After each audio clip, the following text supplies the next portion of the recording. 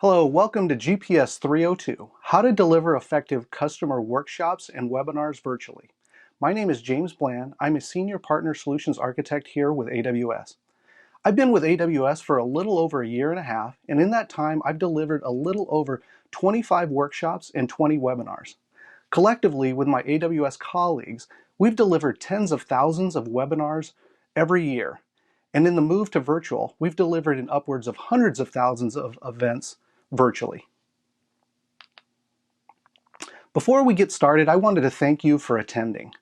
I could have attended any other session, but I know you attended this one. So once again, thank you. I wanted to share one of my earlier workshops here at AWS. I asked marketing to help me get about 100 people for an event. They came through and they got me a little over 100 participants. On the day of the event, I began the delivery and everything was going very well. Then about 15 minutes into it, a few people dropped. Okay, this is not a big deal. People drop for whatever reason, but I just kept going. Another 15 more minutes went by and a few more people dropped off. And I'm thinking, I don't know if this is too normal. After a few more minutes, a few more people even dropped. Now I'm starting to wonder what's going on. But I kept pressing on. But by the end of the workshop, I had less than 40% of my original attendees. Ouch, this sort of stung my ego a little bit. But being a good engineer, I wanted to improve. So I reached out to my colleagues here at AWS, asked for some advice, kept iterating, learning, and improving. And what I learned, I want to share with you today so that you can improve your workshops and win customers. So I'll circle back to this story a little bit later and fill you in exactly how much I've improved. So why is this important? So you have limited time with customers. You want to quickly get your message across and make clear what your solution is and what your business problem is solving. In a virtual event, if a customer doesn't find your information interesting, they'll simply disconnect. So you'll want to grab their attention and keep it. Additionally, it takes a long time and a big effort to get potential customers to attend. So you want to make sure that effort isn't wasted. So now we're going to cover design and planning tips. So do know your audience. Know the personas of the audience and tailor the lessons to them. So a tech versus an executive is going to be very different.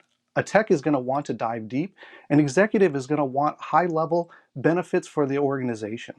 So even within techs, there are different personas, such as developers, QA, and operations. Trying to craft a message for each one of them and trying to appeal to them is nearly impossible.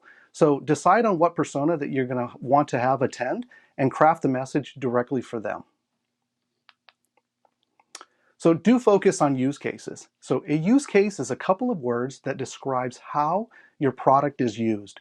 Focus on the use case and how your product or service uniquely solves the customer problem. Do have a learning objective. So each learning objective should answer, what will you learn? So here's an example. You will learn how to speed up time to resolution using Amazon CloudWatch, which collects logs, metrics, and traces to help you find the root cause of errors faster. And don't make it a how-to guide. So there's plenty of information on the internet of how to install and configure something. And don't waste valuable time here. So spend time to show how your solution is solving a specific use case.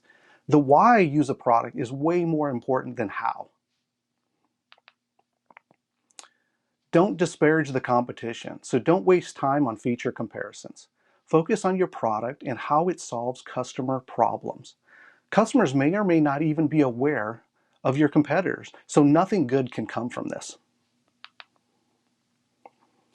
Do make it fun and engaging, so people want to be entertained. Studies show people learn better when they find the information fun. So participants have many distractions that you'll have to compete with. So here's a tip. Treat the people, the attendees there, as if you're having a conversation and they're in the same room. Potentially use polls and talk about poll results.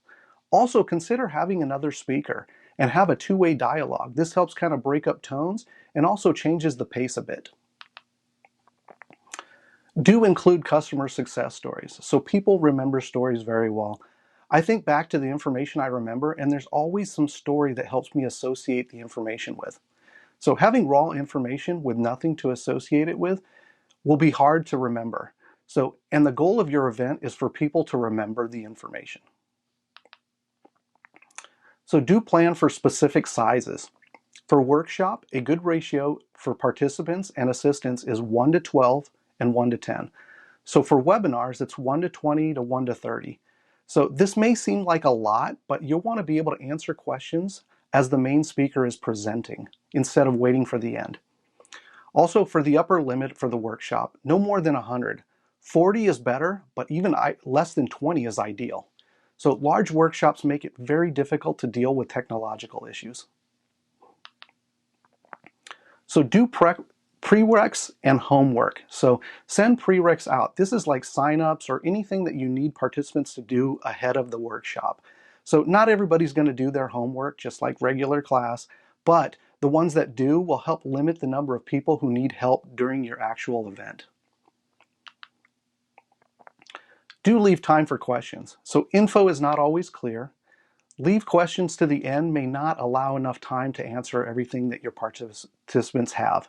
So also have seed questions. You may have some shy audience members, and seed questions kind of help spark the audience and to get them to join in.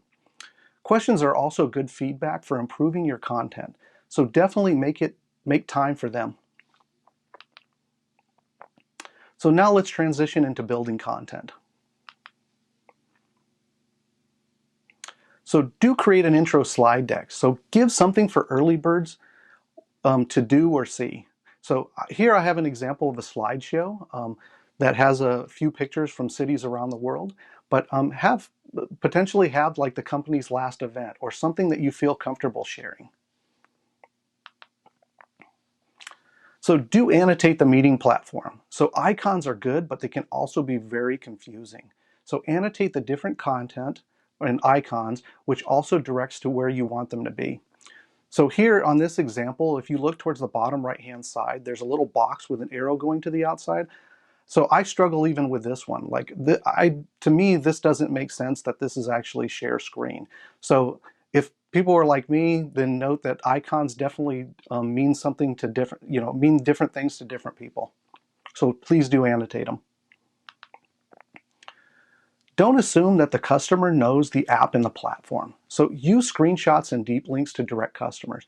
So the first example I have here is for a deep link to Code Pipeline.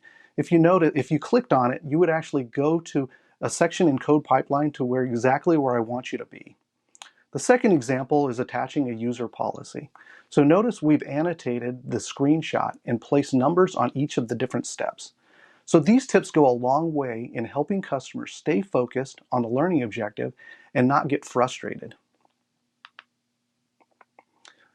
Do automate the irrelevant. So don't waste valuable time on non-learning objective things. Automate and consolidate steps that don't support what you want your participants to learn. So at AWS, we use a platform called Event Engine. Event Engine allows you to have CloudFormation templates that pre-populate resources before attendees actually sit down and are ready to go through your workshop or your event. Don't create busy slides. So busy slides are ones with too much information and people end up paying attention to, and they try to read what's on your screen versus paying attention to actually what the speaker is saying. So this is very distracting for participants, so just don't do it. Otherwise you'll lose the attention of your attendees. Limit the amount of copy and paste that you have. So too much copy and paste makes participants into assembly line workers. Also, if participants find themselves getting behind, what they do is they blindly copy and paste information from the screen, from the different screens. And what this does is they're not actually going to learn the information that you're trying to teach them because they're just too busy copying and pasting.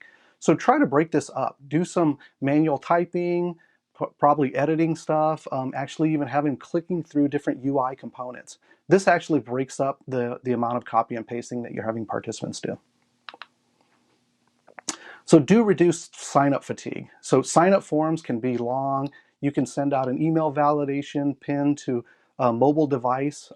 You want to make it simple. So participants are already asked to do a lot.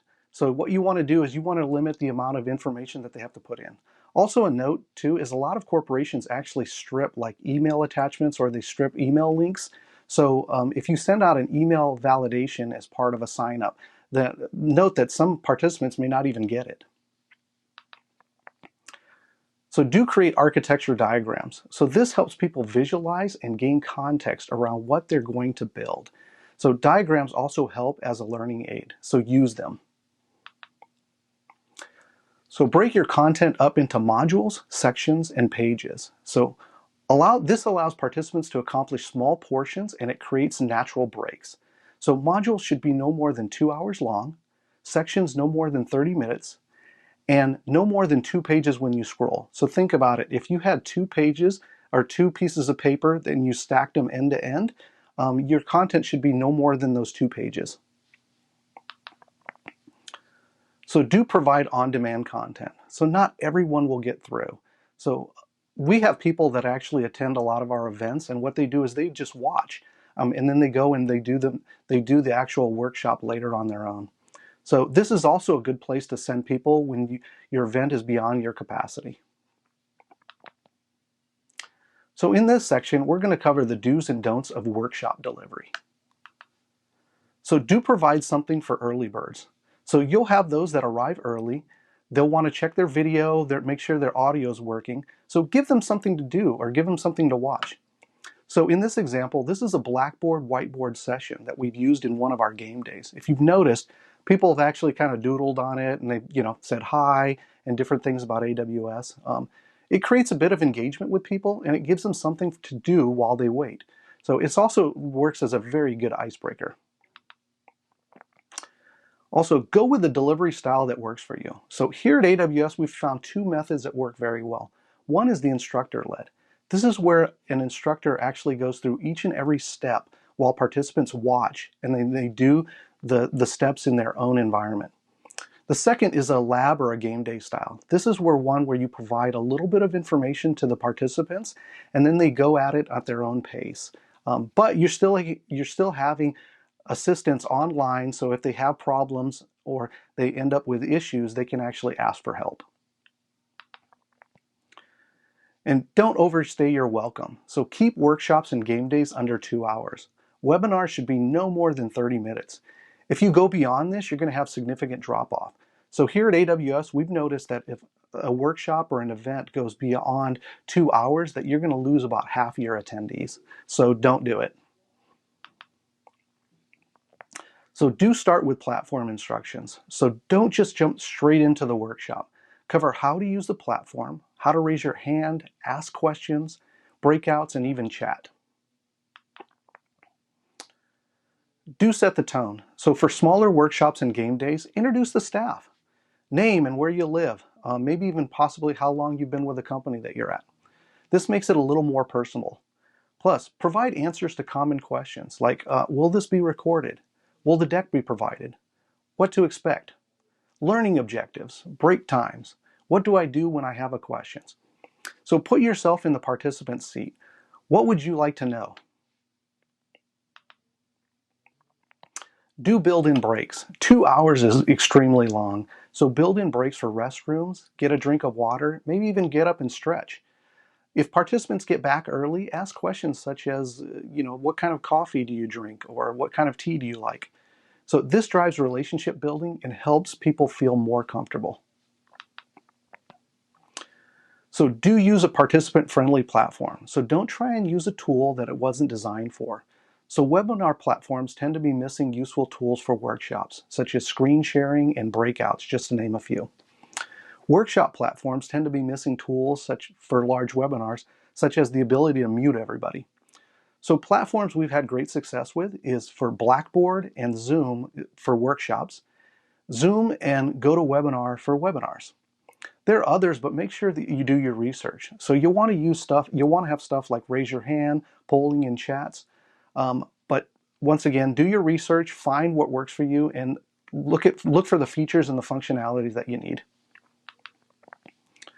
So don't play a recording or music. So everyone's internet will be very different. If you need to share something, consider using a link or using a streaming service. Do go slow. So instructors are very familiar with the information, so they tend to go fast, even when they think they're going slow. So slow down and explain where you're at. Describe where you're at on the screen, such as, hey, go to the left-hand side, click on the File button, drop down to the menu and click on that. Describe each and every step. And so no matter how slow you go, you need to go slower. Do prepare for the worst. So bad things happen. What if the internet drops for the speaker? Do you have somebody available who could pick up right where that person left off? Also, the instructor of the workshop is trying to multitask. They're trying to lead the workshop. They're trying to watch participant questions. They're trying to do multiple things. So it's very easy to miss steps. So here's a pro tip for you. Treat it like a baking show and stage each and every step. And so this is what I mean. Like in a baking show, you watch them like, baking a cake. So what they'll do is they'll, mix the ingredients, put into an oven, and immediately pull out an already baked cake. Well, they didn't just instantly bake that cake. What they did was they staged each and every step. So treat your workshop and your event the same way. Stage each of the different components. So even if you miss a step, you don't have to worry about it because you have the next portion of it already staged and ready to go. So let's recap all the steps that we went through. So in design and planning, know your audience. So make your message about a specific persona. Focus on use cases. Have learning objectives. And don't make it a how-to guide. Explain why the solution is best to solve their particular problem. Don't make it about competitors. So nothing good comes from this. Make it fun and engaging. So participants will retain the information better if you do that. Include customer success stories. So stories help people attach what they've learned to memory. Workshops should be less than 40 people, but no more than 100. So have participants do their homework. Leave time for questions, not just at the end, but while the event is going on if you have help. Building content. Have something for early participants like a slideshow or a whiteboard. Annotate the platform, such as what do you do when you click chat or ask a question. Provide screenshots and deep links. Automate parts not related to learning objectives. Leave out busy slides. You want people paying attention to you and not reading the screen. Limit copy and paste. Reduce sign-up fatigue. Use architecture diagrams as this enhances learning. Modularize to break up your content and give people small bite-sized accomplishments. Provide on-demand versions. For delivering, give early participants something to do, such as the whiteboard. Use either instructor-led or game day style. You can try others, but these two have worked very well for me. Keep workshops less than 2 hours, webinars less than 30 minutes. Provide platform instructions. Provide info up front to common questions, such as will the session be recorded or the deck will be shared. Build in breaks every 45 minutes to 1 hour. Use a platform that provides event-specific features. Don't play music or videos, but if you need to, send a link or use a streaming service. Go slow. I'm going to repeat this one. Go slow. Okay, one more time, I promise. Go slow. Prepare for the worst. Hopefully something bad doesn't happen to you, but if it does, you'll be prepared. So remember the story that I opened up with where I lost more than 60% of my attendees? Well, I kept iterating, asking for feedback from colleagues and customers, and implementing the tips that I just talked about. On my latest workshop, I targeted a max of 100 workshop attendees. Marketing once again came through, got me 140 people. I knew I'd have some drop off because this was well beyond my capacity. But to my surprise, we had very little drop off. In fact, I ended a 2-hour workshop session with 126 participants. So the tips I provided do work. You just have to use them. If you don't find success on your first one, it's okay. Keep getting feedback, making improvements, iterating, and you'll eventually get there. So before we end, I wanted to mention a new competency here called the Digital Workplace Competency. As with all AWS competency holders, these are partners that have been validated to deliver solutions that help AWS customers with their digital workplace needs. I encourage anyone looking for a digital workplace solution to check out our digital workplace competency holders. Or if you're a partner that has a digital workplace solution, please look into applying for this particular competency. Once again, thank you for attending this session. Don't forget to complete the session survey.